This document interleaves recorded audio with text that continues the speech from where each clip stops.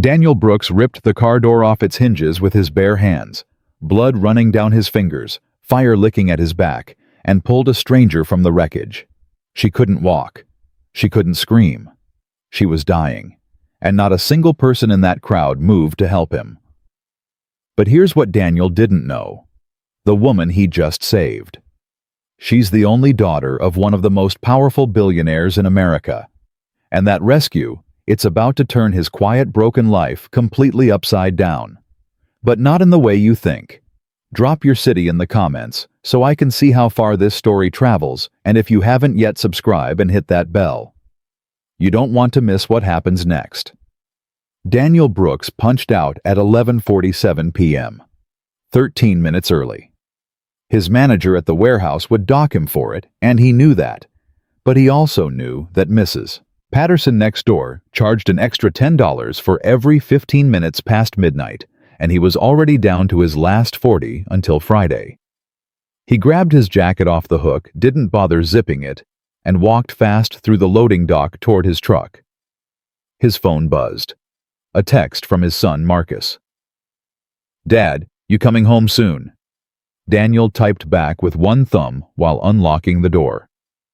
20 minutes, little man. You better be asleep." 3 dots appeared. Then, "I'm not sleepy." Daniel smiled. First real smile all day. He tossed the phone on the passenger seat and turned the key. The engine coughed twice before catching. He made a mental note, alternator again probably. Another bill he couldn't afford. He pulled out of the lot and headed south on Ridge Avenue. The rain started light. Then it didn't. By the time he hit the intersection at Broad and Callowhill, it was coming down so hard his wipers couldn't keep up. He leaned forward, squinting through the glass, and almost missed the red light. He braked hard. That's when he heard it. Not the crash itself, he'd missed that by maybe 30 seconds, but the aftermath. The screech of metal still settling. A car horn stuck blaring. And then voices. Lots of them. Shouting, but not helping. Just reacting. Daniel looked left. A silver Mercedes, or what used to be one, was flipped on its roof about 60 yards from the intersection. The back end was crumpled like a tin can. Smoke was pouring from underneath, thick and black, curling up into the rain. People were already gathering. Phones out. Recording. Daniel sat there for 3 seconds. Maybe 4. He thought about Marcus. He thought about Mrs. Patterson's $10. He thought about every single reason a man with nothing should keep driving. Then he saw movement inside the car. A hand small pressing against the cracked window. Fingers spread wide. Shaking. "God help me," Daniel whispered. He threw the truck into park, left the engine running, and ran. The crowd had formed a half circle. Maybe 15-20 people. Some were narrating into their phones like it was entertainment. One guy was laughing nervously. A woman kept saying, oh my God," but she didn't move. Nobody moved. Daniel pushed through them. "Somebody call 911, he shouted. "Already did," a voice called back. "Then help me get her out." Silence. The kind of silence that tells you everything about people.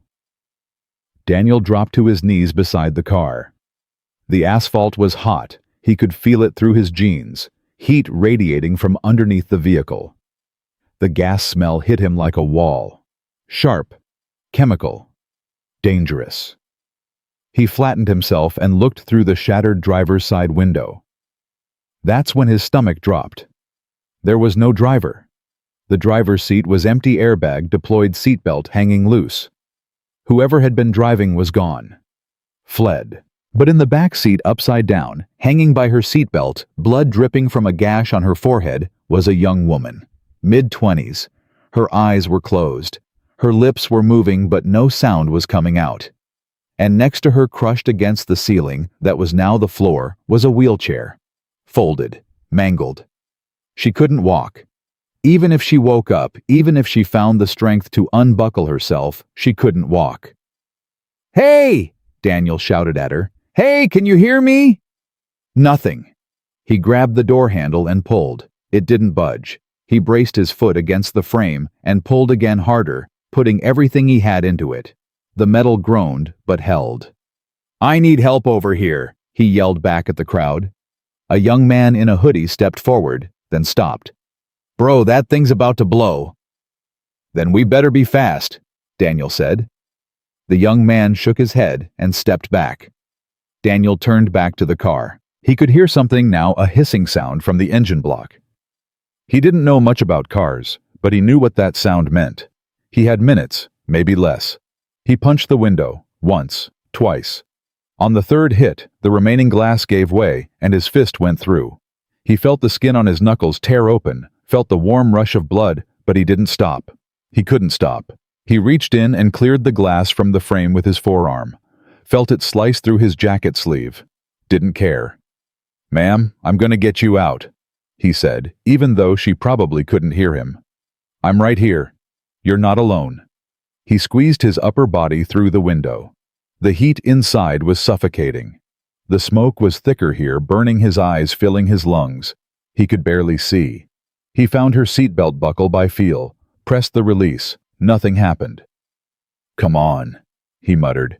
He pressed again harder. "Come on." The mechanism was jammed. The impact had crushed something in the latch. Daniel pulled back out, gasping for air. His hand was bleeding badly now. He could feel the pulse in his torn knuckles, hot and rhythmic. He looked around wildly. "Does anyone have a knife? Anything sharp?"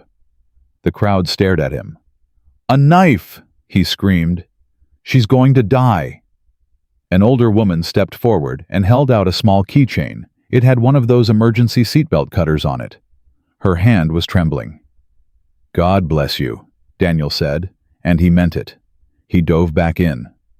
The smoke was worse now. He could hear the hissing getting louder, and there was a new sound, a low crackling pop from somewhere near the fuel line. He didn't have minutes anymore.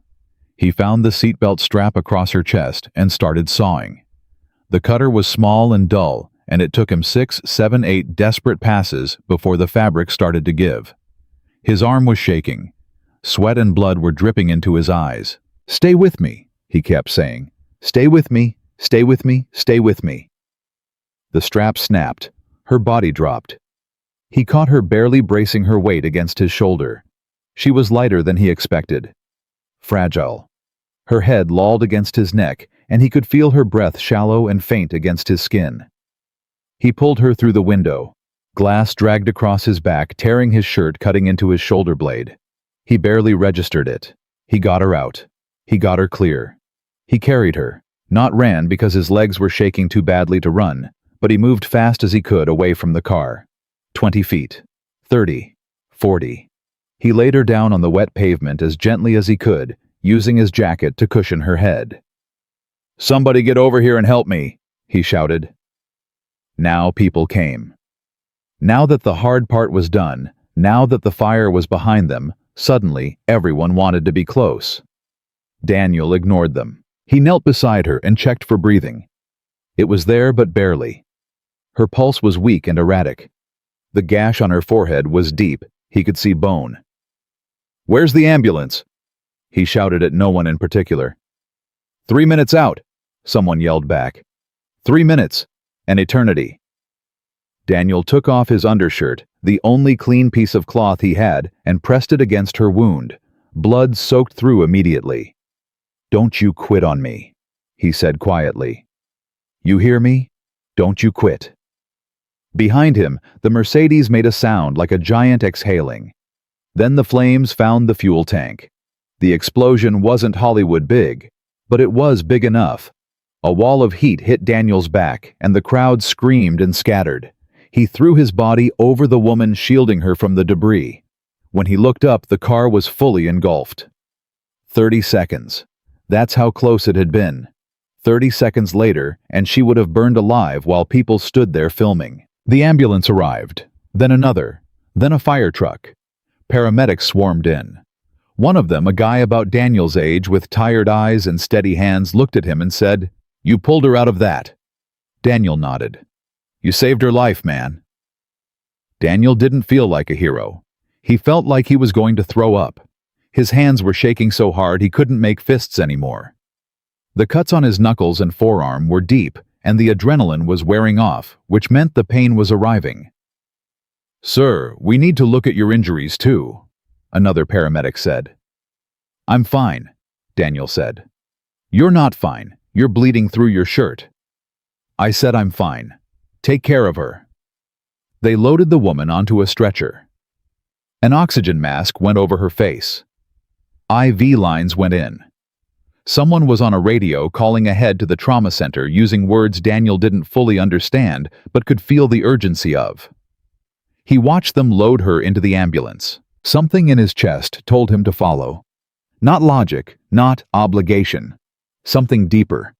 Something that remembered another ambulance, another night, another person he loved being carried away from him. He got in his truck and followed the ambulance. At the hospital, everything changed. Not slowly, not gradually. All at once, like a door slamming shut. Daniel walked into the emergency department covered in blood, his and hers with glass in his jacket and soot on his face. The waiting room was bright and cold and smelled like industrial cleaner. A TV on the wall was playing a late-night talk show. Nobody was laughing. He walked up to the intake desk. "I brought the woman from the accident on Broad Street. Is she—" The nurse behind the desk looked at him. Looked at the blood. Looked at his clothes. Her expression shifted in a way Daniel recognized instantly. He'd seen it 1,000 times in his life. That quick reassessment, that tightening around the eyes. "And you are?" she asked. "I pulled her out of the car. I just want to know if she's okay." "Are you family?" "No, I was there. I got her out." "Sir, I can only release information to family members." "I'm not asking for information. I'm asking if she's alive." The nurse hesitated. "I'll need you to wait in the lobby." Daniel sat down. The plastic chair was hard and cold. His hands were still bleeding. Nobody offered him a bandage. Nobody offered him anything. 20 minutes passed, then 30. He texted Mrs. Patterson and asked her to stay with Marcus.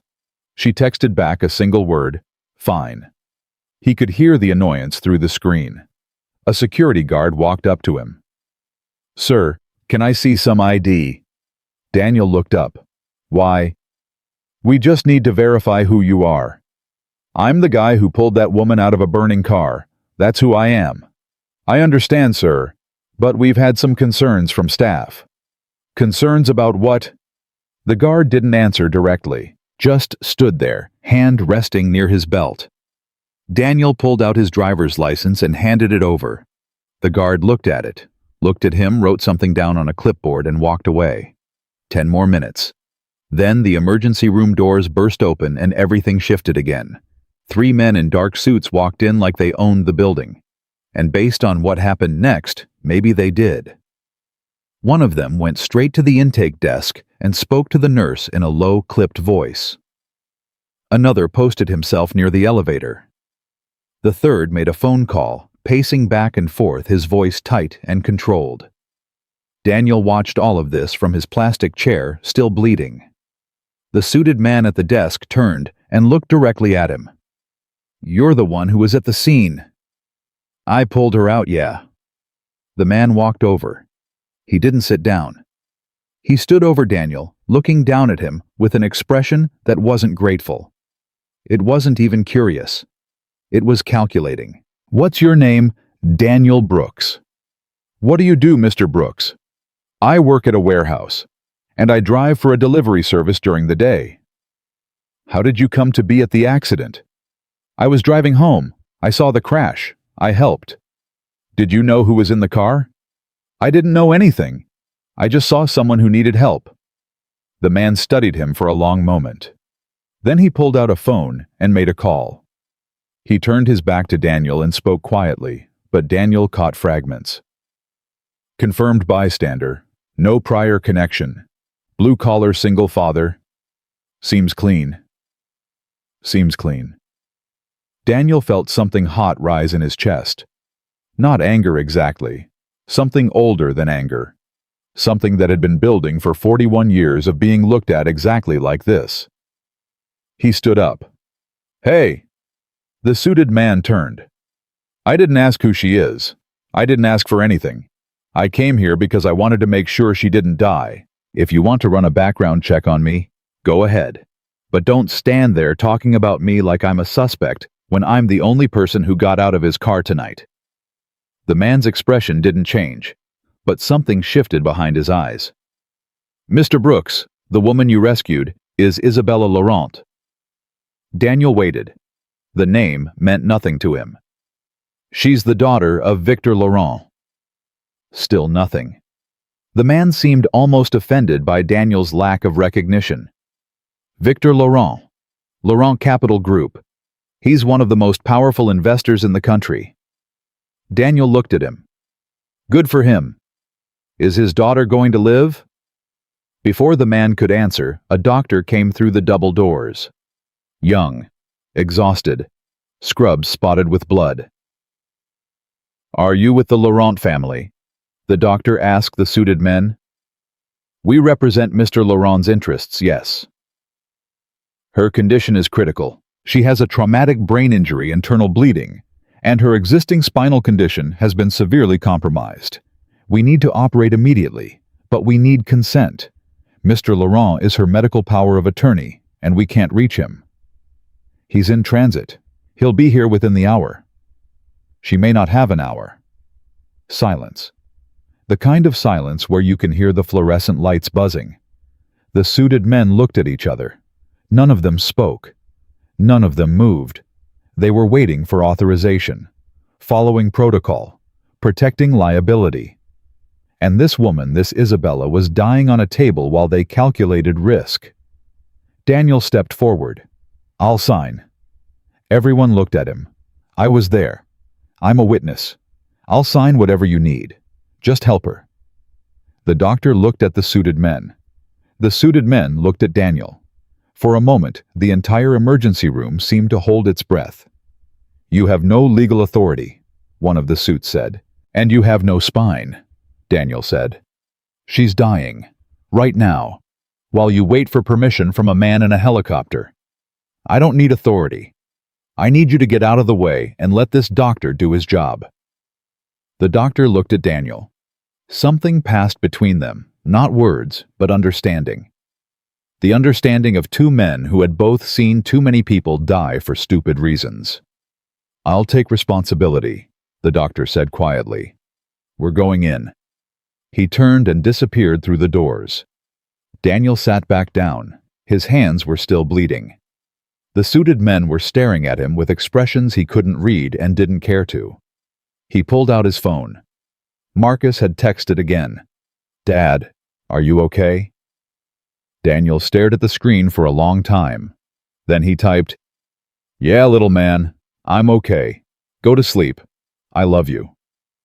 He put the phone away and closed his eyes. And in the operating room, a team of surgeons fought to save the life of a woman whose name Daniel hadn't known an hour ago. A woman who was worth billions, being saved by a man who had $40 to his name. And somewhere above the city, cutting through the rain and the darkness, a helicopter was coming. Victor Laurent was on his way. And nothing, not Daniel's life, not Isabella's future, not the distance between wealth and poverty, would ever be the same. The helicopter landed on the hospital rooftop at 1:14 a.m. Daniel heard it before anyone else. That deep rhythmic chopping sound cutting through the rain. He'd been sitting in the same plastic chair for almost 2 hours. His hands had stopped bleeding, but only because the blood had dried and crusted over the wounds. Nobody had offered to clean them. Nobody had offered him water. Nobody had even looked at him in the last 40 minutes, except the security guard who walked past every 10 minutes, like Daniel was something that needed monitoring. He didn't care. He was thinking about Marcus. About the way his son always waited up no matter how many times Daniel told him to sleep. About how Marcus would be curled up on the couch with the TV on low fighting to keep his eyes open because he couldn't rest until he heard his father's key in the lock. Mrs. Patterson had texted 20 minutes ago. He's asleep. You owe me $30. $30. Out of 40. Daniel closed his eyes and did the math he always did. The math that never added up. Rent was due in 6 days. The electric bill was already late. Marcus needed new shoes. The ones he had were splitting at the sole, and Daniel had been stuffing cardboard in them for the past 2 weeks, hoping his son wouldn't notice. Marcus noticed. He just didn't say anything because that's the kind of kid he was. The elevator doors opened and the lobby transformed. Victor Laurent walked in like gravity bent around him. He was tall, silver-haired, wearing a dark coat that probably cost more than Daniel's truck. His face was carved from something harder than stone, controlled rigid, revealing nothing. But his eyes, Daniel noticed his eyes. They were moving too fast. Scanning. Searching. That was fear. No amount of money could hide that. 6 people flanked him. The 3 suits from earlier snapped to attention.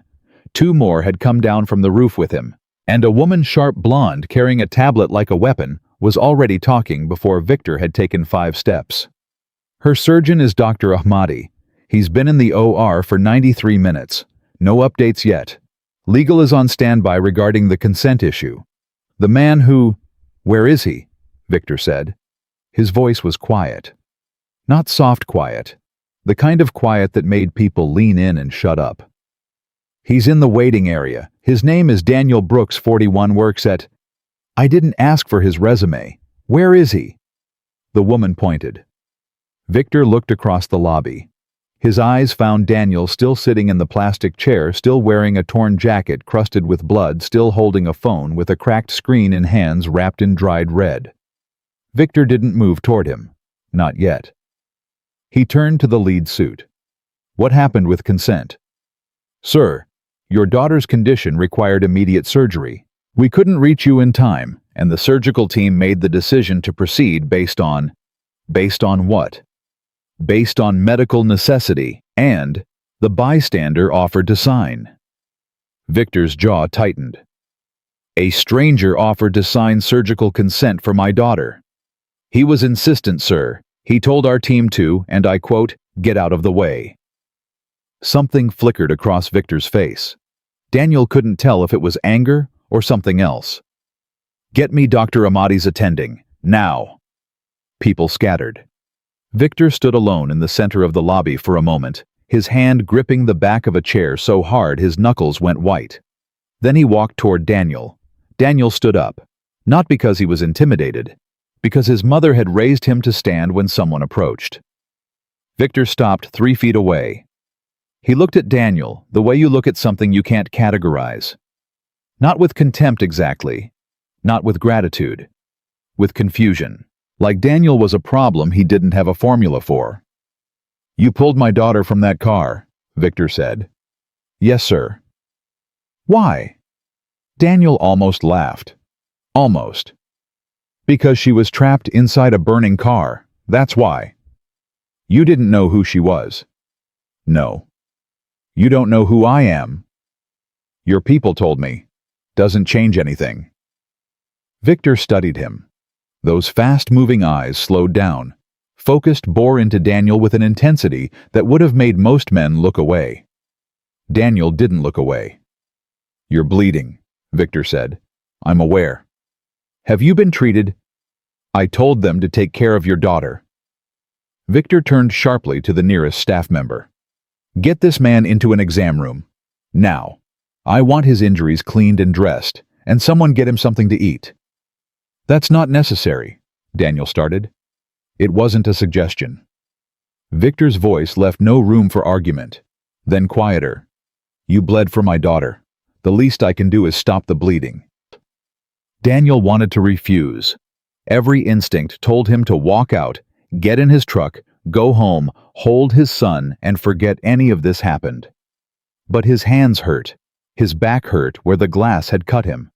And there was something in Victor's voice, buried deep under the authority and the control, that sounded like a man trying very hard not to fall apart. Okay, Daniel said. A nurse led him to a small exam room down the hall.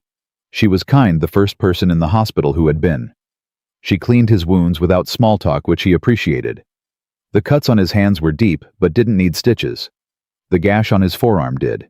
She numbed it and stitched it while Daniel stared at the ceiling and thought about nothing. "You're the one who pulled that girl out?" she asked. "Yeah. My boyfriend's a firefighter. He says most people freeze. They just stand there." Most people did stand there. She finished the last stitch and covered it with gauze. "You didn't, though." Daniel looked at his hands. Wrapped in white now, clean, the blood washed away. But he could still feel it. Still feel her weight against his shoulder. Still feel the heat on his back. "No," he said. "I didn't." When he came back to the lobby, Victor was gone. One of the suits, the one Daniel had told off earlier, was standing near the elevator. "Mr. Laurent is upstairs with the surgical team," the man said. His tone had changed. Still professional, but the edge was gone. "He's asked that you wait." "I've been waiting." "He's asked that you wait comfortably." The man gestured toward a private room off the main lobby, a family consultation room with actual cushioned chairs, a table, a phone. "There's food and coffee inside." Daniel walked in. There was a tray of sandwiches, a pot of coffee, and a bottle of water. He hadn't eaten since lunch, a gas station sandwich he'd split with Marcus, because they were buy one get one, and that was the best deal he could find. He sat down, ate, drank the coffee. It was good coffee, better than anything he'd had in years. His phone buzzed. Marcus again. "Dad, I had a bad dream." Daniel's chest clenched. He called immediately. Marcus picked up on the first ring. "Dad." "Hey, little man, I'm here." "Where are you?" "Mrs. Patterson said you had to work late." "Something came up, buddy. I'll be home soon." "Are you okay? You sound weird." Daniel closed his eyes. His son was 7 years old and could read his voice better than any adult he'd ever known. "I'm fine, Marcus, I promise.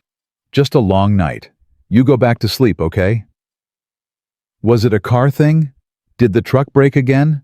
"No, the truck's fine. Everything's fine." "You always say that."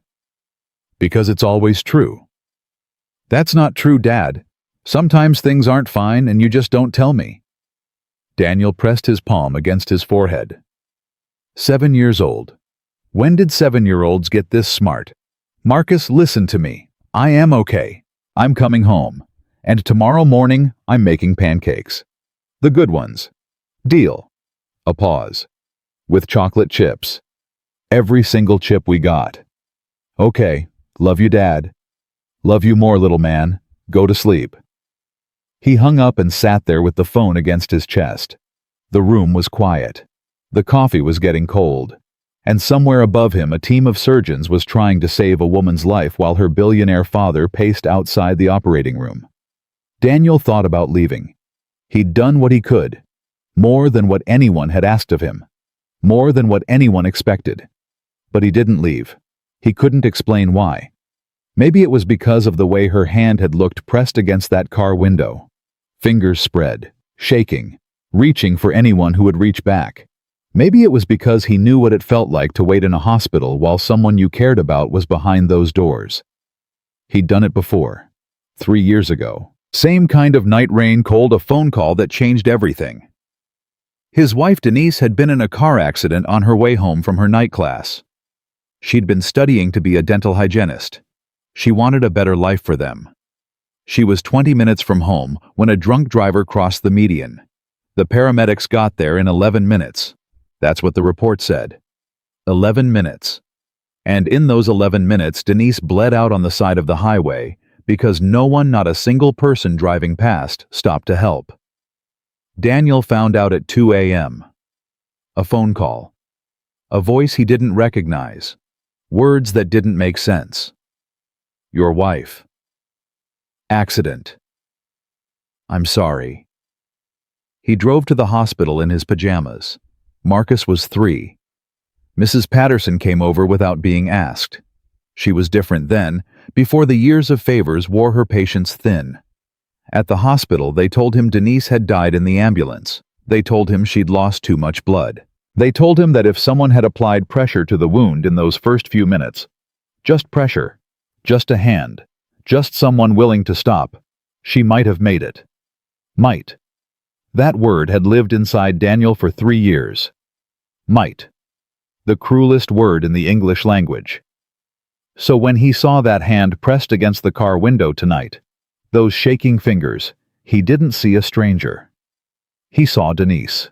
He saw every person who drove past her on the highway. He saw every set of headlights that slowed down and then sped up. And he decided without thinking, without calculating, without doing the math that never added up, that he would not be one of those headlights. Not tonight. Not ever. An hour passed. Then another. The door to the consultation room opened. Victor Laurent walked in. He looked different, smaller. The coat was off. His sleeves were rolled up. His hair was slightly disheveled, which Daniel guessed was probably the most disheveled this man had been in 20 years. Victor sat down across from Daniel. He didn't say anything for a long time. Just sat there, hands folded on the table, staring at a spot somewhere between the sandwich tray and the wall. "She's out of surgery," Victor finally said. Daniel exhaled. He hadn't realized he'd been holding his breath. "She's alive." "She's alive." The brain injury was less severe than they initially thought, but the internal bleeding was significant, and her spine... Victor paused. His jaw worked silently for a moment. "Her spinal condition has deteriorated. She had limited mobility before the accident. Now..." He didn't finish. "I'm sorry," Daniel said. And he meant it in a way that went beyond politeness. He meant it the way one father means it to another. Victor looked at him, really looked at him. And for the first time, Daniel saw something crack behind those controlled eyes. "She's all I have," Victor said quietly. "Her mother died when she was 12. Cancer. I wasn't there enough. There was always a deal, a meeting, a flight. I thought I could buy time. I thought if I built enough, earned enough, secured enough, I could make up for the hours, the days, the years."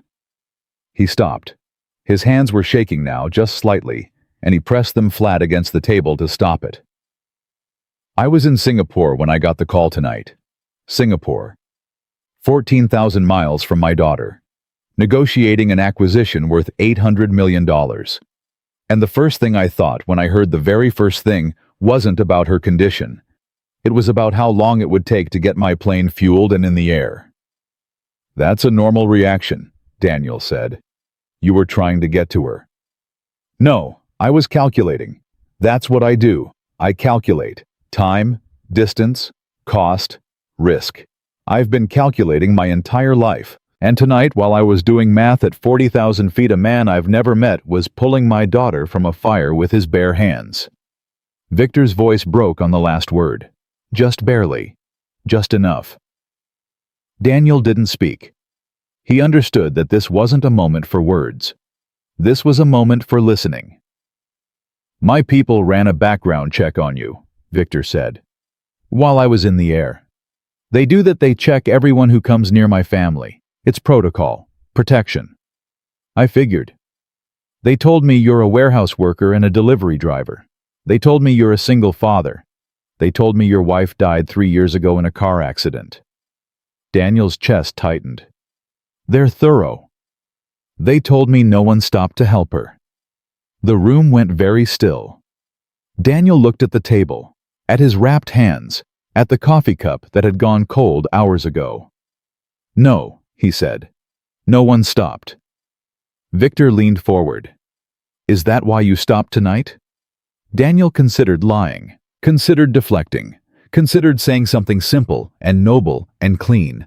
But this man had just come from watching his daughter fight for her life, and Daniel figured he deserved the truth. "My wife bled out on the side of the highway because every single person who drove past her decided it wasn't their problem. I sat in a hospital just like this one, and a doctor told me that if anyone had just pulled over and put pressure on the wound, she might have lived." He paused. "So yeah. When I saw that hand against the glass tonight, I saw her. I saw Denise, and I wasn't going to let it happen again. Not to someone else's daughter. Not to someone else's family. Not while I had 2 hands and a heartbeat." Victor sat back. He ran his hand over his face, and when it came away, his eyes were wet. I have 100 people on my payroll whose job it is to protect my family, Victor said. 100. Security teams, private investigators, risk analysts. I spent $19 million last year on personal security alone. And tonight, when it mattered, when it actually mattered, the person who saved my daughter was a warehouse worker from North Philadelphia who makes $19 an hour. 1850, Daniel said. Victor almost smiled. Not quite, but almost. I owe you something I can't quantify, Victor said. And I don't know what to do with that. I've spent my entire career quantifying things, assigning value, measuring returns. But this what you did tonight, I don't have a number for it. I don't want a number, Daniel said. I know, and that makes it worse. They sat in silence for a while. Two fathers in a hospital room at 4 a.m, one in a $5,000 shirt, one in a torn jacket from Goodwill, both exhausted, both broken in ways they didn't fully understand. Daniel's phone buzzed again. He looked at it. Mrs. Patterson. I need to go, he said. My son. Victor nodded. Of course. Daniel stood up. His body protested, every muscle, every joint, every cut and bruise suddenly announcing itself at once. He felt 60 years old. Mr. Laurent? Victor. Daniel paused. Victor. Your daughter, she's tough. I could feel it. When I was pulling her out, she was fighting. Even unconscious, she was fighting. She's not done. Victor's jaw tightened. He nodded once sharply the way men do when they're trying very hard not to cry. Daniel walked toward the door. Mr. Brooks. Daniel turned. Victor was standing now. He looked like he wanted to say something enormous, something that would capture the weight of this night. But instead, he said something small. Thank you for not driving past. Daniel held his gaze. Thank you for getting on the plane. He walked out, down the hall, past the security guard who no longer watched him, past the intake desk where the nurse looked up and quickly looked away, through the automatic doors and into the parking lot where his truck sat with the engine off and the driver's door still open from when he'd jumped out hours ago. The rain had stopped. The sky was lightening in the east, just barely that thin line of gray that comes before dawn. Daniel got in the truck, turned the key. The engine coughed, coughed again. Don't do this to me, he muttered. Not tonight. The engine caught on the third try. He drove home through empty streets. Past the intersection where the Mercedes had been, it was gone now, towed away. Nothing left but scorch marks on the asphalt and strips of yellow caution tape fluttering in the wind. He parked in front of his apartment building, climbed the stairs, unlocked the door quietly. Mrs. Patterson was asleep on the couch. He put $30 on the kitchen counter, every cent he had except 10, and gently shook her shoulder. I'm home, he whispered. Thank you. She looked at him through bleary eyes. You look terrible. Long night. She saw the bandages on his hands. What happened to you? I'll tell you some other time. She gathered her things and left without another word. That was Mrs. Patterson, reliable, no-nonsense, and completely uninterested in explanations. Daniel locked the door behind her, walked to Marcus's room, pushed the door open. His son was asleep. Covers kicked off one arm hanging over the side of the bed, mouth slightly open. The nightlight, a small plastic spaceship Daniel had found at a yard sale, cast a warm orange glow across the room. Daniel pulled the covers back over Marcus, tucked them under his chin, stood there looking at his boy for a long time. Then he went to the bathroom, turned on the light, looked at himself in the mirror. He barely recognized the man staring back, eyes bloodshot, face streaked with soot he'd missed, gauze wrapped around both hands, spotted with fresh blood where the wounds had reopened, a bruise forming on his jaw that he didn't remember getting. He turned on the faucet and washed his face. The water ran gray, then pink, then clear. He looked at himself again.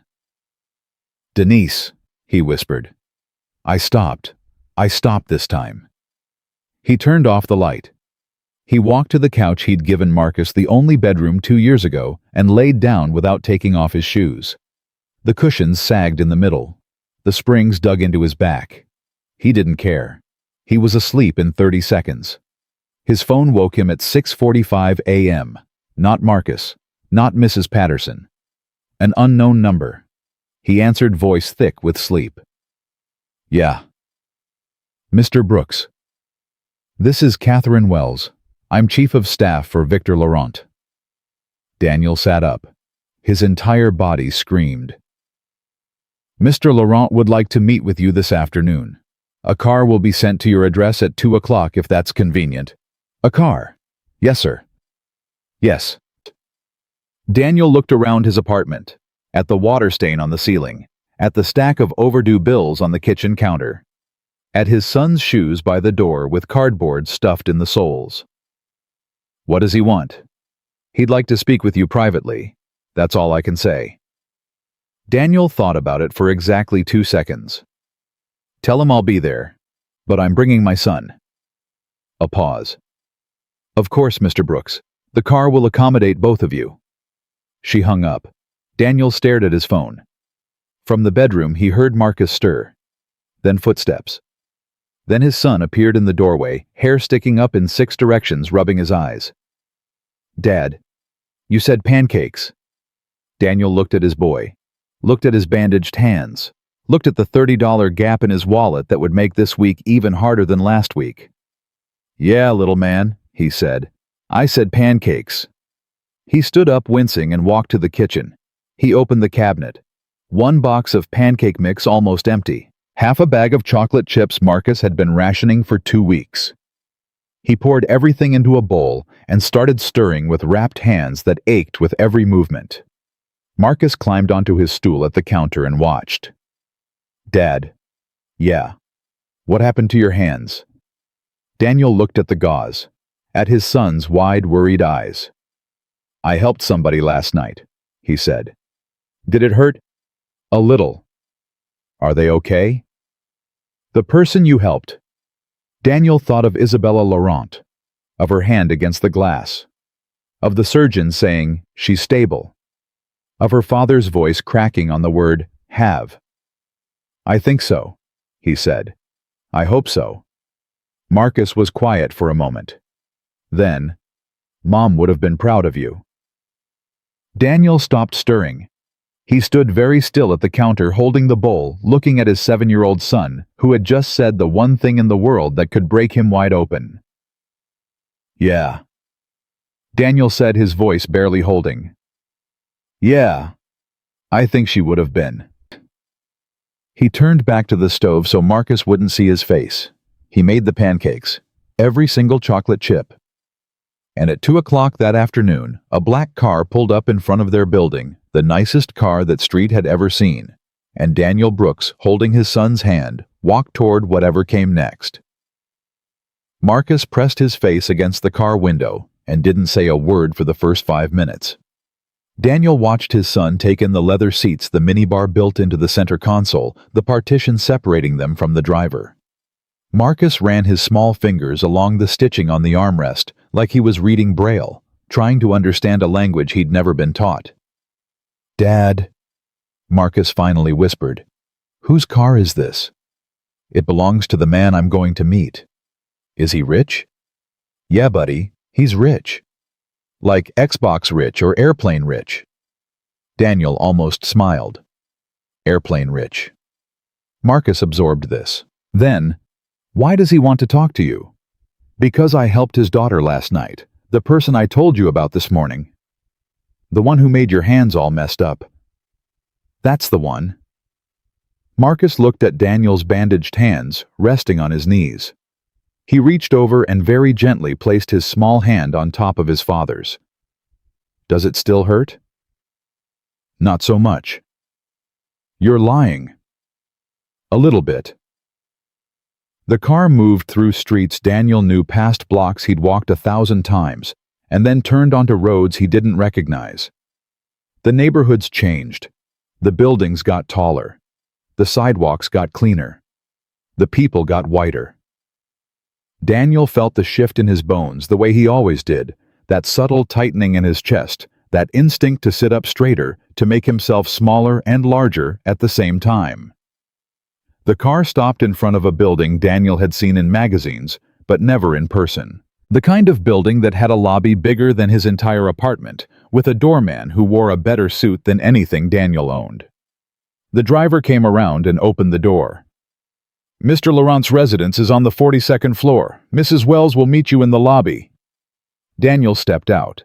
Marcus stepped out behind him, grabbed his father's hand and squeezed. "It's okay," Daniel said. "I know," Marcus said. "I'm holding your hand for you, not for me." Catherine Wells was waiting just inside. She was exactly what Daniel had pictured from her voice on the phone. Precise, polished, moving, with the kind of efficiency that suggested she hadn't wasted a minute of her life since birth. She smiled at Marcus, and it was a real smile, not a professional one, which made Daniel like her immediately. "Mr. Brooks, and this must be Marcus." Marcus looked up at her. "Are you the airplane rich man's friend?" Catherine's composure cracked just slightly. "I work for him, yes." "Is he nice?" Catherine glanced at Daniel. "He's complicated."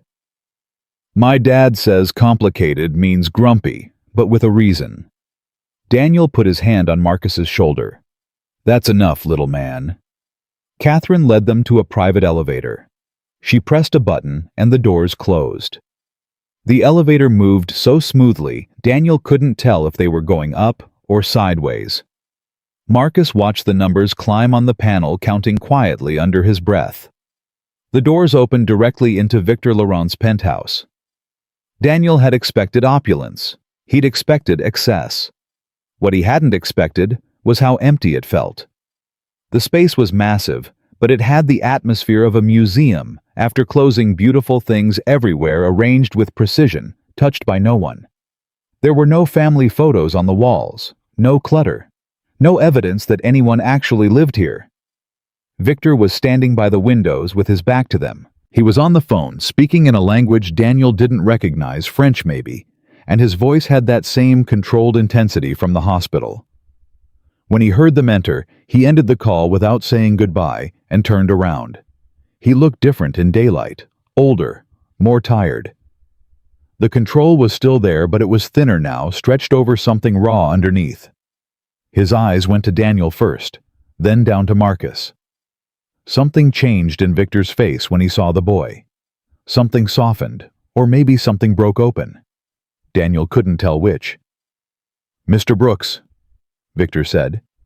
"Thank you for coming. Thank you for the car. My truck probably wouldn't have made it across the bridge." Victor almost smiled, almost.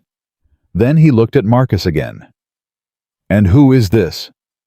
Marcus stepped forward. He stuck out his hand the way Daniel had taught him: firm grip, eye contact, no looking at the floor. "I'm Marcus Brooks. I'm 7. My dad helped your daughter last night and hurt his hands, but he says he's okay, but he's lying because I can tell." Victor shook the small hand. Something passed through his eyes, something old and heavy and full of recognition. "You're right," Victor said. "Fathers do lie about that." "Do you have kids?" Marcus asked. "I have a daughter, Isabella." "Is she the one my dad helped?" "Yes." "Is she okay?" Victor paused. Daniel saw his throat work. "She's getting better." "Good. My dad's really strong. He can carry me on his shoulders and I'm almost 60 pounds. Victor looked at Daniel over Marcus's head. The look said, "You're raising him right." Daniel felt it in his chest. Catherine appeared. "Marcus, I set up something for you in the other room. There's a tablet with some games and I ordered some pizza. Would that be okay?" Marcus looked at Daniel. Daniel nodded. Marcus followed Catherine, but stopped at the doorway and turned back. "Mr. Laurent." Victor raised his eyebrows. "My dad doesn't like taking stuff from people, but he needs new shoes too. He just won't say it." Then Marcus disappeared around the corner. The room was quiet for a long moment. He's remarkable, Victor said. He's everything, Daniel said. Victor gestured to a sitting area. They sat across from each other, two chairs that probably cost more than Daniel's rent, separated by a glass table with nothing on it. No drinks, no papers, no pretense. "How is Isabella today?" Daniel asked. "She woke up this morning, briefly. She was confused in pain. They have her heavily sedated." Victor's hands were resting on his knees, and Daniel noticed they were clenched. "The brain injury is responding well to treatment. The internal bleeding has stopped. But her spine, she had a degenerative condition before the accident. L4 and L5 vertebrae. She had limited mobility, used a wheelchair roughly 70% of the time. After last night, the doctors believe the damage is now permanent and more extensive." "I'm sorry." "She's 26 years old. She was already fighting this battle before some drunk fool crashed into her limousine." Victor's voice hardened. "We found the driver, by the way. Isabella's driver. The one who fled the vehicle and left her there. He ran. He panicked. The car flipped and he crawled out and he ran. Left my daughter hanging upside down in a burning car." Victor's jaw clenched so tight, Daniel could hear his teeth. "He's been with us for 3 years. Background checked. Vetted. Trained. 3 years, and when it mattered, he ran." "And a stranger stayed," Daniel said quietly. Victor met his eyes.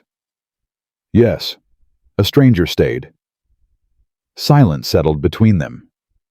Not uncomfortable, heavy, full of things that needed to be said but didn't have easy words. "I didn't ask you here to offer you money," Victor said. "Good, because I wouldn't take it." "I know, and I want you to understand, that's not pride I'm hearing from you. I've dealt with proud men my entire career. Men who refuse things because they want to be asked twice. That's not what this is." "No, it's not." "Then what is it?" Daniel thought about it. "It's about keeping things straight, in my head, in my life. I did what I did because it was right. If I take money for it, then it becomes a transaction. And transactions have a price, and prices have conditions, and conditions have strings. I can't afford strings, Mr. Laurent. Not the kind that come attached to people like you." Victor leaned back. "People like me. I don't mean that as disrespect. I know exactly what you mean, and you're not wrong." Victor ran his hand through his hair. "I've spent 30 years building a financial empire. You know what that requires. It requires turning everything into a transaction. Every relationship, every gesture, every act of kindness, they all have terms. They all have exit clauses. I have been so successful at this that I managed to turn my own family into a portfolio." He stood up and walked to the window. He stood with his back to Daniel again, the way he'd been when they arrived, looking out at a city he probably owned significant pieces of. "My wife Isabella's mother, her name was Marie. She was French, brilliant. The only person I ever met who was completely immune to money. She didn't care about it. Not impressed by it, not afraid of it, just genuinely indifferent. That's what I loved about her. And that's what I spent our entire marriage trying to change." He pressed his hand against the glass. "I kept building, kept acquiring, kept telling her that every trip, every missed dinner, every empty chair at Isabella's school plays it was all for them, for their future, for their security. And Marie would just look at me with those eyes and say, 'Victor, we don't need security, we need you.'" "She sounds like she was wise," Daniel said. "She was right, which is different from wise and harder to live with." Victor turned around. "She died when Isabella was 12. Ovarian cancer. By the time they found it, she had 6 months. I cleared my schedule, canceled everything. For the first time in our marriage, I was present, every day, every hour, holding her hand, reading to her, being there." His voice dropped. "And one night near the end, she looked at me and said, 'It shouldn't take dying to make you show up.' Those were almost her last words to me. Not 'I love you,' not 'take care of our daughter.' She said, 'It shouldn't take dying to make you show up.'" Daniel felt those words in the center of his chest. Because they were the same words he'd said to himself 1,000 times since Denise died. Different circumstances. Same truth. After Marie passed, I did what I always do. I calculated. I decided the best way to protect Isabella was to surround her with the best of everything. Best doctors, best schools, best security, the best of everything except me. I was back on planes within a month. Back to the deals. Back to the empire. He sat down again heavily, like a man setting down a weight he'd been carrying too long. Isabella begged me to slow down.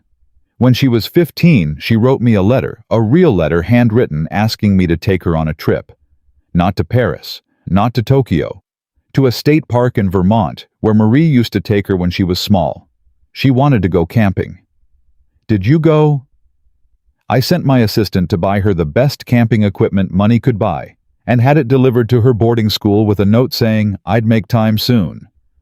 Daniel said nothing, but the silence was louder than anything he could have said.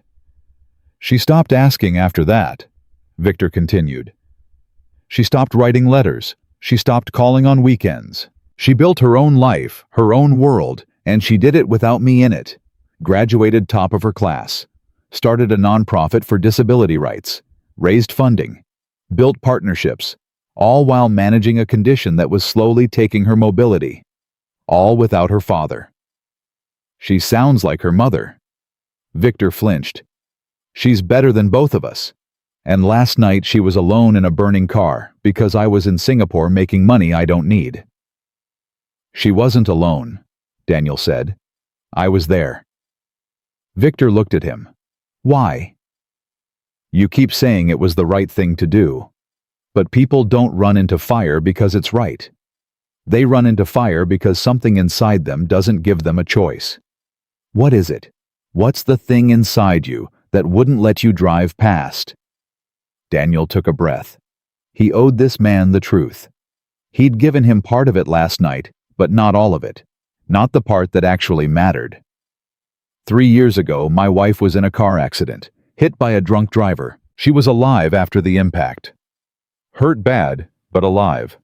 The paramedics got there in 11 minutes.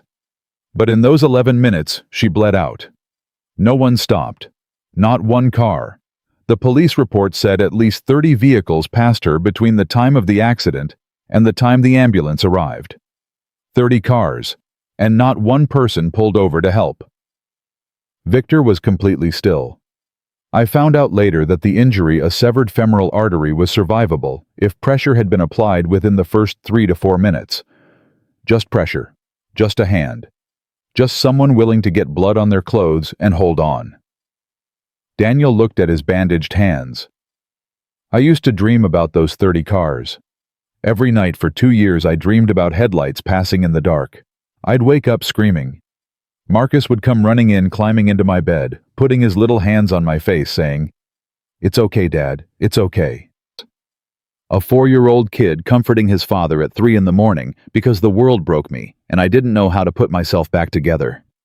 He looked up at Victor. So when I saw your daughter's hand against that glass, when I saw her reaching out, I wasn't making a decision. I was answering something. Something that's been asking me for 3 years. I couldn't save Denise. I wasn't there. But I was there last night. And I was not going to let another person die alone while the world watched. Victor pressed his hand over his mouth. His eyes were shining. Neither man spoke for a long time. Finally, Victor said, "You lost your wife because no one stopped, and you stopped for my daughter." "Yes. And you want nothing for it." "I didn't do it for you. I did it for me. I did it for Denise. I did it because my son is going to grow up knowing that his father is the kind of man who stops." Victor stood up. He walked to the other side of the room. He stood there with his back to Daniel for nearly a minute, and Daniel could see his shoulders shaking slightly. When he turned around, his face was composed, but his eyes were red. "I've made more money than I can spend in 10 lifetimes, Victor said. "I have homes on 4 continents. I have a private jet, a yacht, and a wine collection worth more than some small countries. And right now, sitting in my home is a man who has more wealth in his character than I have in my entire portfolio. That's generous? It's honest, which is something I'm not very practiced at. Victor walked back and sat down. I want to ask you something, and I want you to consider it before you answer with your pride. Daniel waited. I'm not offering you charity. I'm not offering you a check. I'm asking you father to let me help. Not because I owe you, and not because you need it, but because I'm trying to learn how to show up. My wife told me it shouldn't take dying. She was right. But maybe it can take almost losing. Maybe this is my chance to do something that isn't a transaction. Maybe helping you is how I start being the man Marie wanted me to be. Daniel felt something crack inside him. A wall he'd been building for 3 years. Brick by brick, shift by shift, bill by bill. The wall that said, you don't need anyone. The wall that said, you can do this alone. The wall that said, asking for help is failure. My son needs shoes, Daniel said quietly. Victor nodded. I'm 3 months behind on rent. My truck needs an alternator. I work 16 hours a day, and I still can't make the math work. Marcus is smart, smarter than me, smarter than his teachers, and in 2 years, he's going to need things I can't give him. Books, programs, opportunities, a chance. His voice was steady, but his hands were shaking. I'm not asking for a handout. I've never asked anyone for anything. But if you're standing there telling me that helping me is how you learn to be a better father, then I'm telling you that accepting help is how I learned to be one too. Victor extended his hand. Daniel took it. Firm grip, eye contact, no looking away. I'll have Catherine coordinate with you, Victor said. Not a fund, not a trust. Direct support. Your rent, your vehicle. Marcus's education. And I want to talk to you about something larger. Something Isabella was working on before the accident. An initiative. Emergency bystander response.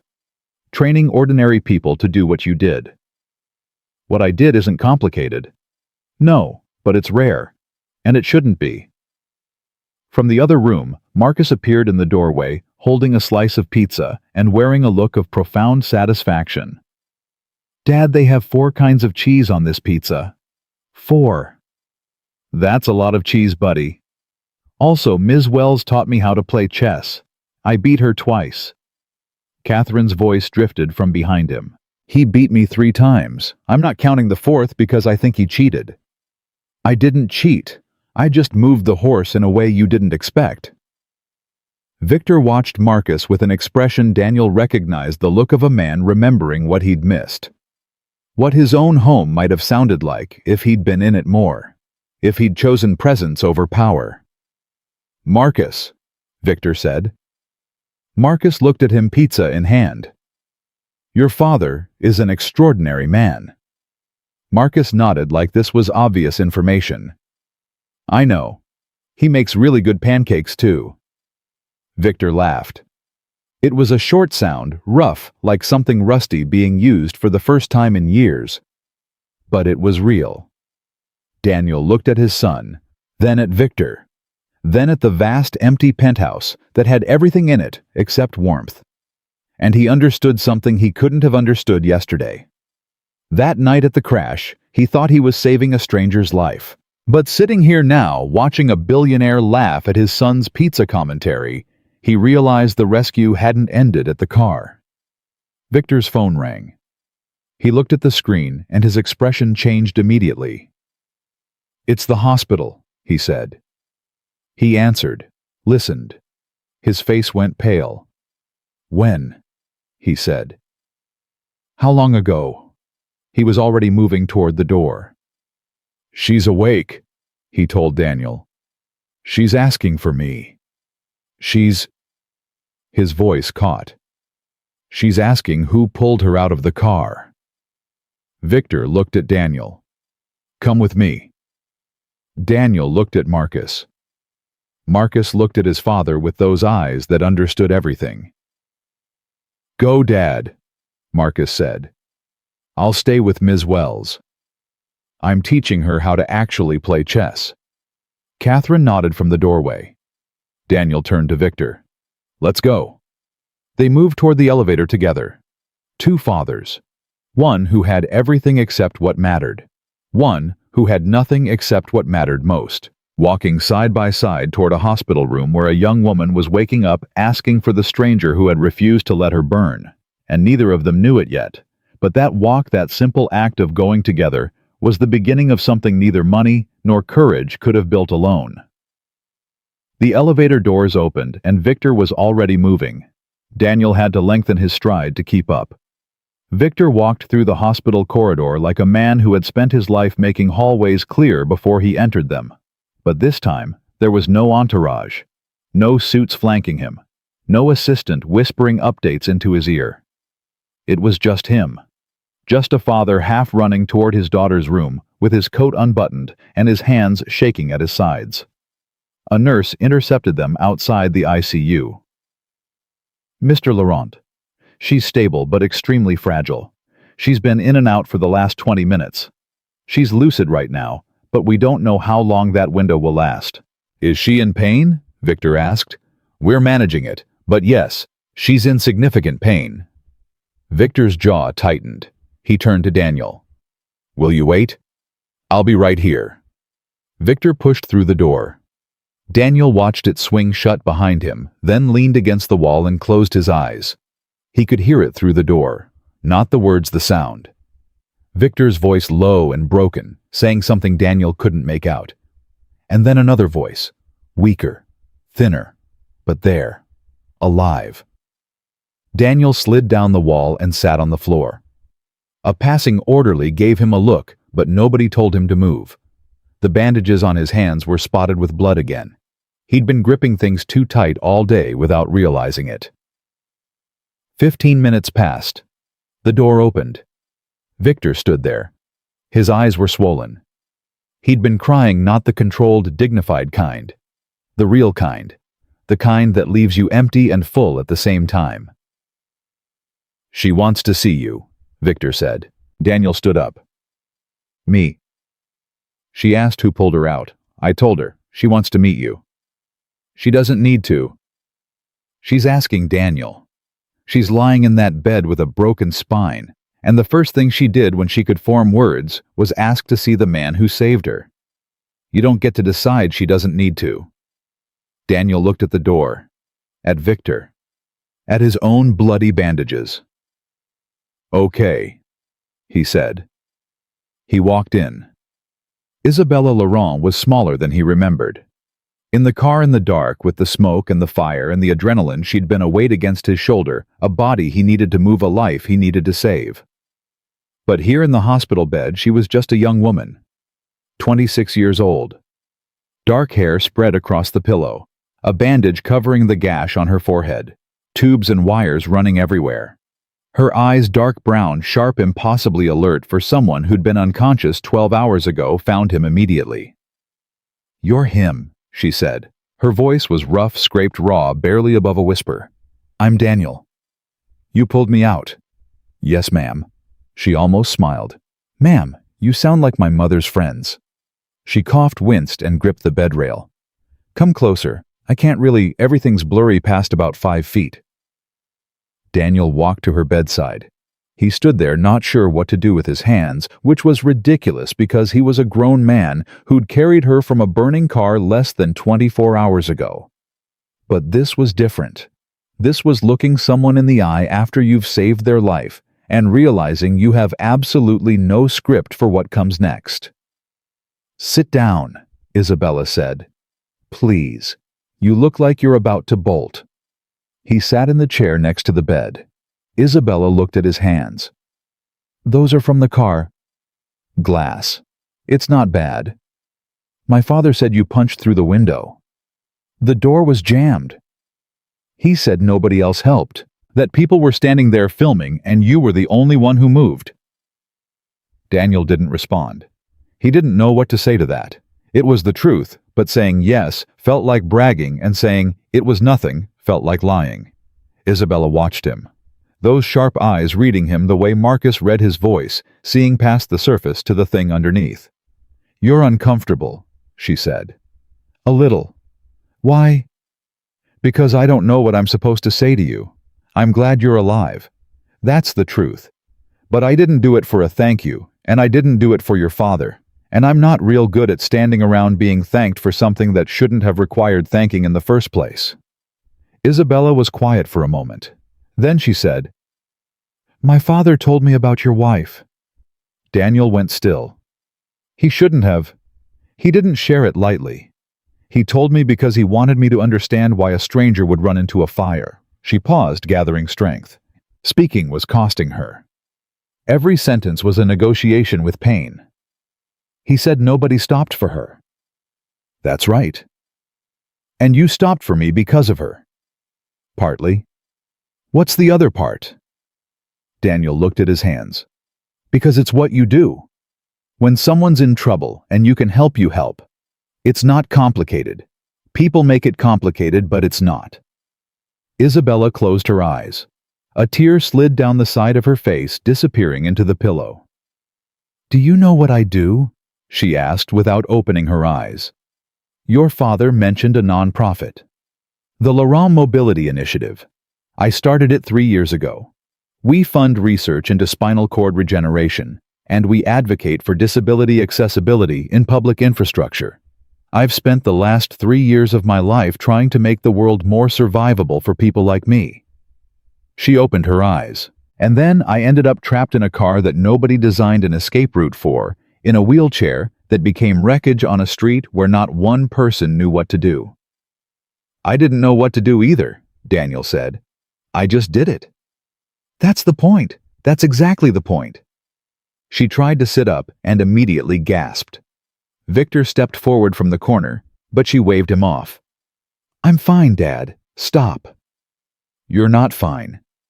I know I'm not fine, but I need to say this. Victor retreated.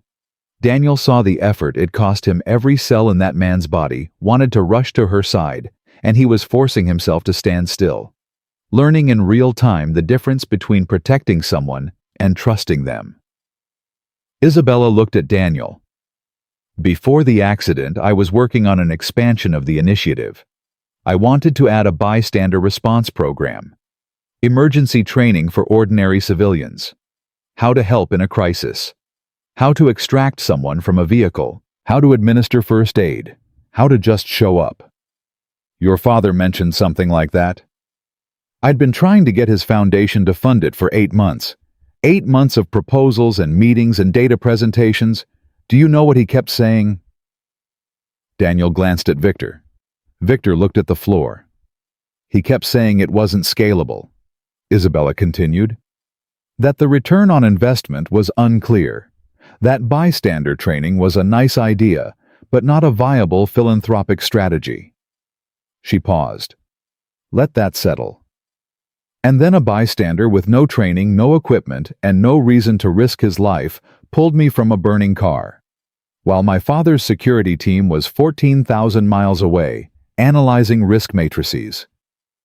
Victor's hand went to his forehead. He pressed his palm against it and kept it there. I'm not saying this to punish him. Isabella said, her voice softening. I'm saying it because you proved something that I've been trying to prove with spreadsheets and statistics. You proved it with your hands, with your body. The data doesn't matter if the will isn't there, and the will is there. I saw it last night. One man by himself against a fire because he decided someone else's life was worth his own. Daniel didn't speak. He felt the weight of what she was saying, but he also felt something else, a discomfort, a resistance. Because he wasn't a symbol. He wasn't a case study. He was a tired man with bandaged hands who needed to get home and make dinner for his son. I appreciate what you're saying, Daniel said carefully. But I'm not a poster. I'm not a campaign. I did what anyone should have done, and the fact that nobody else did it doesn't make me special. It makes the world broken. Yes, Isabella said. And broken things need fixing. That's what I do. That's what I want to keep doing. But I need help. You've got a whole foundation. I've got money. I've got staff. I've got infrastructure. What I don't have is credibility.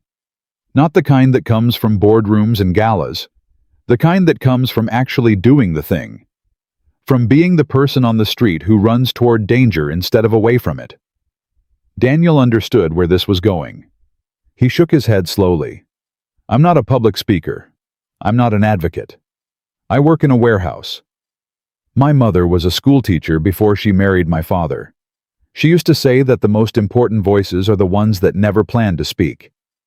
That's a nice quote, but I've got a 7-year-old who needs stability, not a father on a stage. What if it's not a stage? What if it's a training room, a community center? What if it's you teaching people in your neighborhood what you already know how to act when everything is on fire? Daniel sat back. He looked at Victor, who had been silent through all of this, standing in the corner of his daughter's hospital room, watching her do what she'd always done. Turn pain into purpose.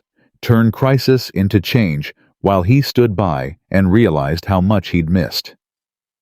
Your daughter's got your stubbornness, Daniel said to Victor. She's got her mother's. Victor said quietly. I just got in the way. Isabella reached out her hand, not toward her father, toward Daniel. He looked at it. Small. IV line taped across the back, bruised from the accident, but steady, completely steady. I'm not asking you to be something you're not, she said. I'm asking you to be exactly what you are, a father who stops, a man who shows up. That's all the world needs. Just more people willing to stop. Daniel took her hand, gently, carefully, mindful of the IV, mindful of the bruises, mindful of the fact that this was the same hand he'd seen pressed against that car window last night, fingers spread, shaking, reaching for anyone who would reach back. Okay, he said, but I have conditions. Isabella raised an eyebrow. Conditions? I'm not wearing a suit. I'm not giving speeches from a podium. And if your father tries to give me a car, I'm walking home. Isabella laughed. It was a small sound cut short by pain, but it was real. The first real laugh in that room in God knows how long. Victor stepped forward. I'd like to say something. Both Isabella and Daniel looked at him. Victor walked to his daughter's bedside. He stood there looking down at her, and Daniel watched something shift in the man, watched the last wall come down. The final calculation dissolve, the billionaire disappear, and the father emerge. I've spent 8 months telling you this program wasn't viable, Victor said. I was wrong. Isabella stared at him. Did you just say, I was wrong about the program, about the funding, about all of it?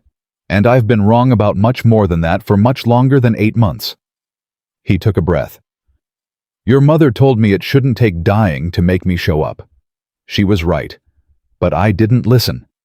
Because I told myself I was building something for you, for your future, for your security. And the truth is, I was building it for me.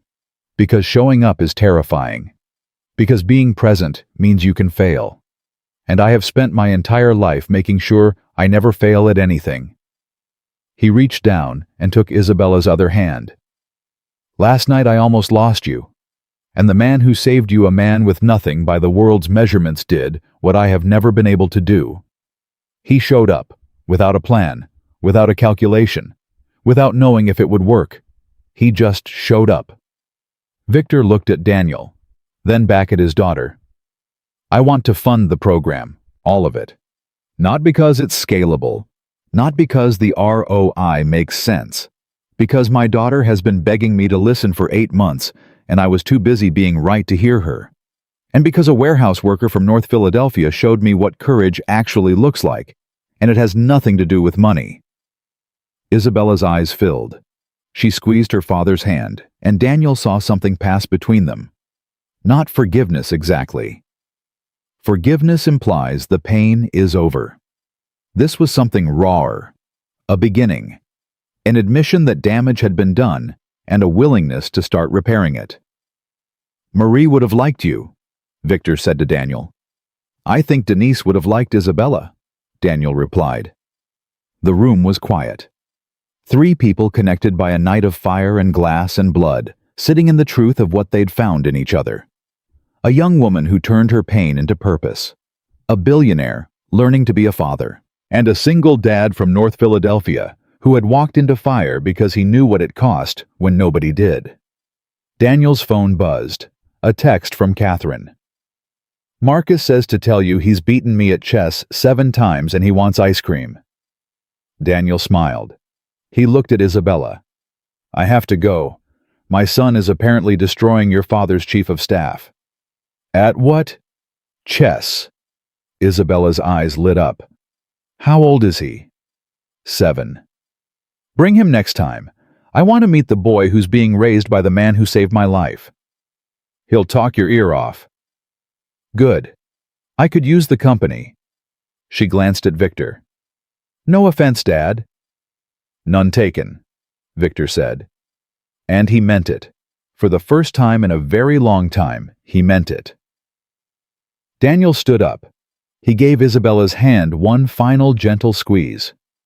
She held on for a second longer than necessary, and when she let go, she looked at him with those sharp, steady eyes. Daniel. Yeah. Thank you for stopping. He nodded. Thank you for reaching. He walked out, down the corridor, into the elevator, through the lobby where the security guard from last night was on shift again. The guard nodded at him. Daniel nodded back. Outside the car was waiting. Daniel climbed in and found Marcus in the back seat surrounded by chess pieces he'd apparently borrowed from Catherine's travel set. Dad, I won 9 times. Ms. Wells told me 7. She's not counting the ones where she gave up early. Daniel pulled his son close, held him, breathed him in. Marcus smelled like pizza and chocolate and something else, something that was just Marcus, just his boy, just the best thing in a world that had been very hard for a very long time. Dad, you're squishing me. I know. Why? Because I love you and I can. Marcus wriggled free and looked at his father. Did you meet the lady, the one you helped? I did. Was she nice? She was brave. Like you. Daniel looked at his son, at his bright eyes, at his hand-me-down shirt that was getting too small, at the shoes with cardboard in the soles, at the boy who comforted his father through nightmares at age 4, and beat a billionaire's chief of staff at chess at age 7. Braver than me, Daniel said. Much braver. Marcus considered this. I don't think anyone's braver than you, Dad.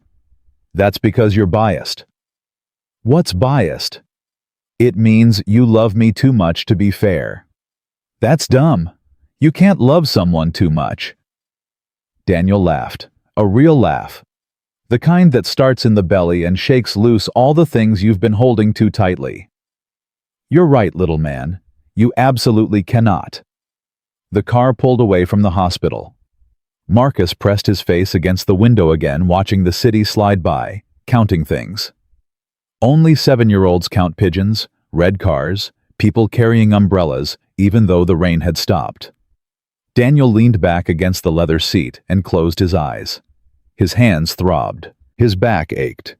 His wallet had $10 in it and rent was due in 5 days. But his son was next to him. And a young woman was alive in a hospital bed. And a father was sitting beside her, holding her hand, learning slowly, painfully, imperfectly, how to show up. And somewhere between the fire and this moment, Daniel Brooks had stopped being the man the world overlooked and started being the man the world needed. Not because he wanted recognition, not because he sought reward, but because 3 years ago, 30 cars drove past his wife on a dark highway, and he swore on everything he loved that he would never, ever be one of them. 6 months changed everything and nothing. Daniel still woke up at 5:15 every morning. Still made Marcus breakfast before the school bus came. Still checked the bills on the kitchen counter. Still did the math in his head. Still felt that familiar tightness when the numbers didn't add up. Some habits don't break just because your circumstances shift. Some habits are stitched into who you are. But the counter was different now. The bills were fewer. The apartment was different too. Not a penthouse, not anything close. Daniel had refused that. But it was a 2-bedroom on the 3rd floor of a cleaner building 12 blocks from the old place, with a working radiator and a window in Marcus's room that actually opened. Marcus had his own desk now, his own bookshelf, shoes that fit. Victor had kept his word. Not with a grand gesture, not with a check that would have made Daniel feel purchased, with quiet, steady help. The rent was covered through a housing assistance fund one Victor had created not just for Daniel, but for 60 other families in North Philadelphia. The truck had a new alternator, new tires, and an inspection sticker that wasn't expired for the first time in 2 years. Marcus was enrolled in an after-school program at a charter school with a chess team, and he was already ranked third in the city for his age group. Daniel kept both jobs. Victor had told him he didn't need to. Daniel told Victor that wasn't the point. "I work because my son needs to see me work," Daniel had said. "The day I stop is the day he thinks the world owes him something." Victor had gone quiet. Then he'd said, "I wish someone had told me that 30 years ago." The Laurent Foundation's National Bystander Response Initiative launched on a Tuesday morning in March. No gala, no red carpet. Isabella had insisted on that. It launched in a community center in North Philadelphia, the same neighborhood where Daniel had driven past the burning Mercedes 6 months earlier. The same streets where 30 cars had driven past Denise 3 years before that. Daniel was there. Not on a stage. Not behind a podium. He was standing in the back of the room wearing a clean flannel shirt and work boots, arms crossed watching, as Isabella rolled her wheelchair to the front and addressed a room full of 60 people, paramedics, community organizers, teachers, a few firefighters, and a whole lot of ordinary folks who'd seen a flyer at the grocery store and decided to show up. "My name is Isabella Laurent," she began. "6 months ago, I was trapped in a burning car. I couldn't move. I couldn't scream. And I watched through broken glass as dozens of people stood on the sidewalk and did nothing. The room was silent. I'm not here to blame them. Fear is real. Paralysis is real. Most people have never been taught what to do in a crisis. So when a crisis happens, they freeze. That's not weakness. That's a gap in our system. And we're here to close it." She paused. Her eyes found Daniel in the back of the room. But one person didn't freeze that night. One person ran toward the fire. He didn't have training. He didn't have equipment. He had his hands, and he used them to tear open a car door and pull a stranger to safety. Every head in the room turned toward Daniel. He shifted his weight uncomfortable, wishing he could disappear into the wall. "He's going to kill me for saying this publicly," Isabella continued. "But that man is standing in this room right now. His name is Daniel Brooks. He's a warehouse worker, a delivery driver, a single father, and he is the reason I'm alive." Applause broke out. Daniel shook his head and held up his hand, trying to wave it off. But the people kept clapping. The firefighters were clapping. The paramedics were clapping. An older woman in the front row was crying. Marcus, sitting in a folding chair next to Catherine Wells, stood up and clapped the loudest. His face was split wide with a grin so big it could have lit the room without electricity. Daniel looked at his son, and despite every instinct telling him to shrink, to deflect, to disappear, he let himself be seen. After the event, the room cleared slowly. People lingered. Several came up to Daniel and shook his hand. A paramedic named Ray, a big man with a gray beard and kind eyes, gripped Daniel's shoulder and said, "Brother, I've been doing this 30 years. What you did that night most of us with badges wouldn't have done. You need to know that." "I just reacted," Daniel said. "That's what courage is. Reacting right when everything's going wrong." Daniel carried those words home with him. The weeks that followed were fuller than Daniel's life had been in years. The initiative grew faster than anyone expected. Isabella ran it from her hospital bed at first, then from her home, then from a small office the foundation rented 3 blocks from the community center. She worked 16-hour days, which Daniel recognized because he did the same, and he told her she was going to burn herself out, and she told him that was rich, coming from a man who worked 2 jobs and slept on a couch for 2 years. "I don't do that anymore," Daniel said. "I have a bed now." "Good. Use it." Their friendship was easy. Not forced, not transactional, not weighted with obligation. Isabella never treated Daniel like a charity case. Daniel never treated Isabella like a fragile thing. They argued about the program. They argued about funding priorities. They argued about whether the training manual was too technical. Daniel said yes.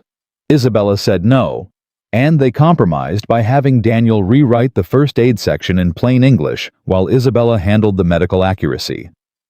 "You spelled tourniquet wrong," she told him one evening reviewing his draft. "Nobody can spell tourniquet." "I can." "You went to Princeton. And you saved my life, so I think we're even." Victor visited the office once a week.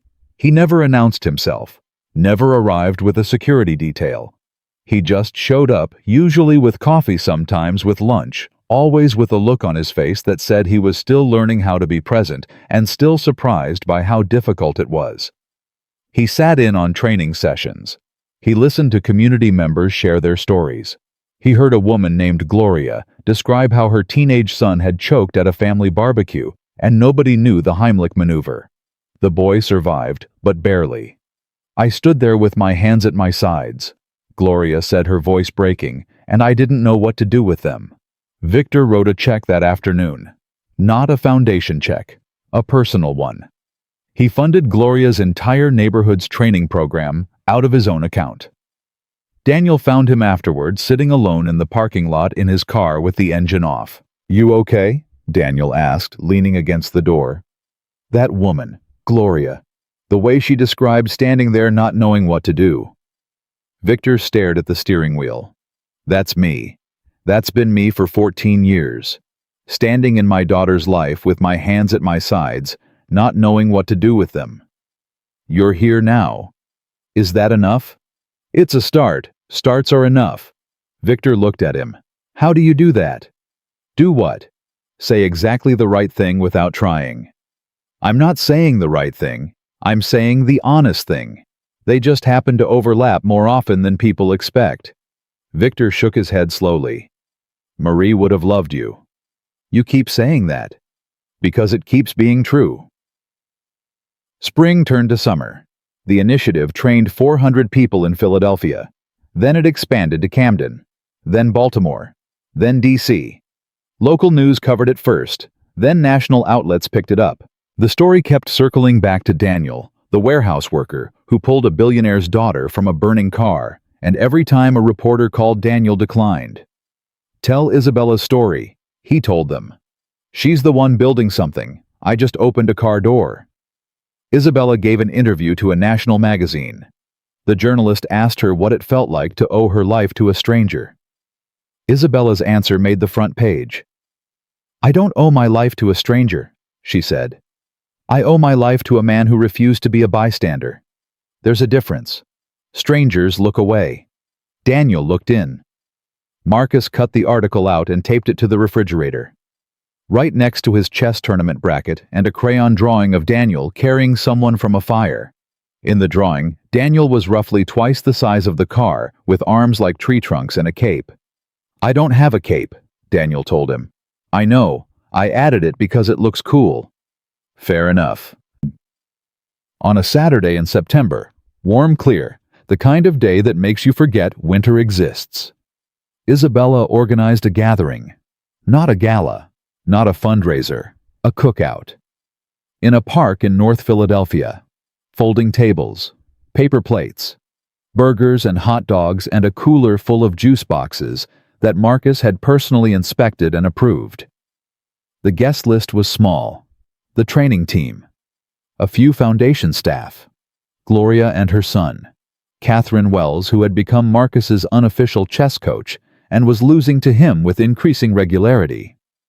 Victor, who arrived in khaki pants and a polo shirt, an outfit so casual it looked like a costume on him. And Daniel.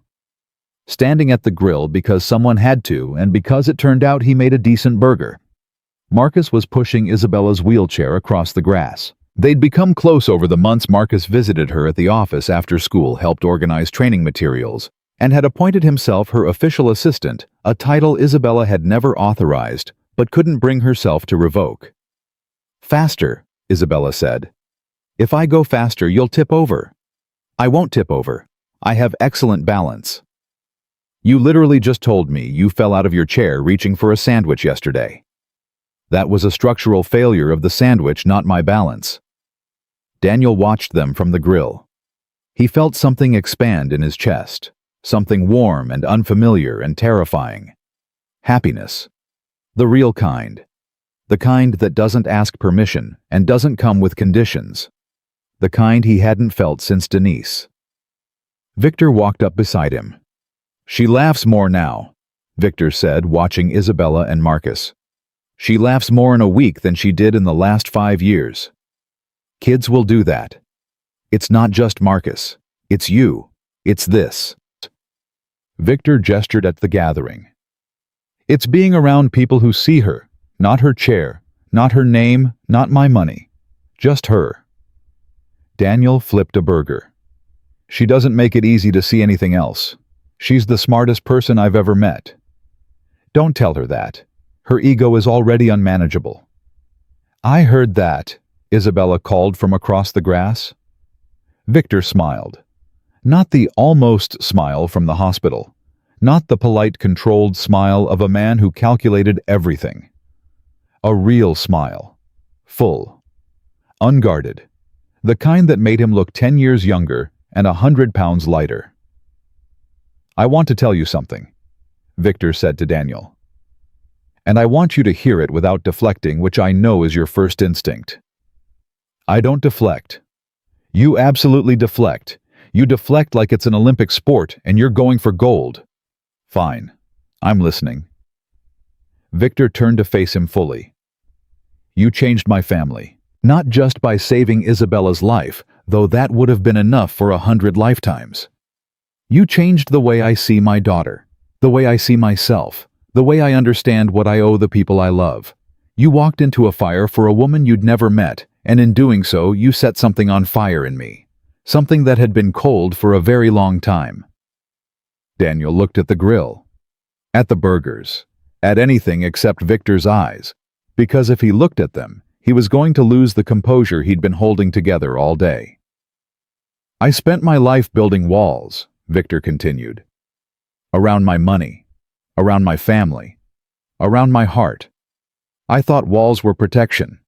You showed me they're just distance, and distance is just another word for absence. He put his hand on Daniel's shoulder. I can't repay you, I know that. You won't let me, and even if you would, there's no currency for what you gave us. But I can stand beside you, as a partner, as a friend, and if you'll let me, as family. Daniel's jaw worked. He gripped the spatula hard enough to turn his knuckles white under the bandages he still wore even though the wounds had healed weeks ago.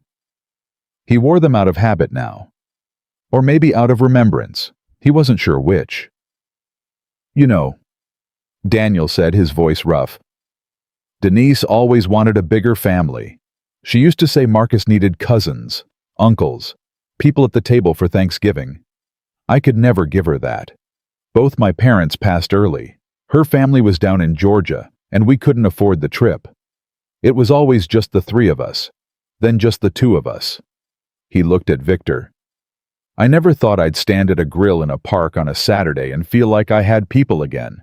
But I do, and I don't know what to do with that, because I've been surviving for so long I forgot what it feels like to live. Then let's figure it out together, Victor said, because I've been existing for 30 years, and I'm just now learning the difference. They stood there, 2 men at a grill, shoulder to shoulder, watching a 7-year-old boy push a 26-year-old woman across a park, while she laughed, and he complained about the grass being too bumpy. Watching Catherine lose at chess on a picnic blanket. Watching Gloria's son show a group of teenagers how to do chest compressions on a practice dummy. Watching ordinary people do extraordinary things. Which is to say, watching people do what people were always meant to do. Show up. Reach out. Hold on. Later, as the sun dropped low and the paper plates were in the trash, and Marcus was asleep in a folding chair with ketchup on his cheek, Isabella wheeled herself over to Daniel. Can I tell you something? She said. You're going to whether I say yes or not. True. She looked up at him. "You didn't just save my life that night." "You've said that before." "I know, but I mean something different now." She paused. "You reminded my father how to be one, and I'd given up on that. I had made peace with the idea that Victor Laurent was my father in name only, that I'd go through life with a bank account where a dad should be. You broke that. You broke something open in him that I'd been trying to crack for 14 years. Daniel knelt beside her chair so they were eye to eye. He was already cracking Isabella. He just needed permission. Watching you almost die, that's what broke him open, not me. It was you. Both things can be true. Daniel looked at her. At the scar on her forehead that would never fully fade. At the wheelchair that was part of her now permanently, irreversibly. At the strength in her eyes that burned brighter than any fire he'd ever walked into. Your mother was right, Daniel said. About what? It shouldn't take dying to make someone show up. But sometimes it does. And the question isn't whether it should have taken that long. The question is whether you show up once you finally get there. Isabella reached out and took his hand. You showed up, Daniel, before anyone asked, before anyone knew your name, before anyone cared. You showed up. So did you, he said. Every single day in that chair building something that will save lives long after both of us are gone. That's not just showing up, that's staying. She squeezed his hand. He squeezed back. Marcus stirred in his chair. He opened one eye, saw his father kneeling next to Isabella, and mumbled, Are you guys being emotional again? Go back to sleep, Daniel said. I can't. You're being loud with your feelings. Isabella laughed. Daniel laughed. And from across the park, Victor, who had been watching the whole thing from a distance, learning the art of being present without being in the way, laughed too. Daniel picked up his sleeping son. Marcus curled into him automatically, head against his shoulder legs, dangling one shoe missing because it had fallen off somewhere between the chess game and the hot dog eating contest he'd organized with Gloria's son. He carried Marcus to the truck. The engine started on the first try now.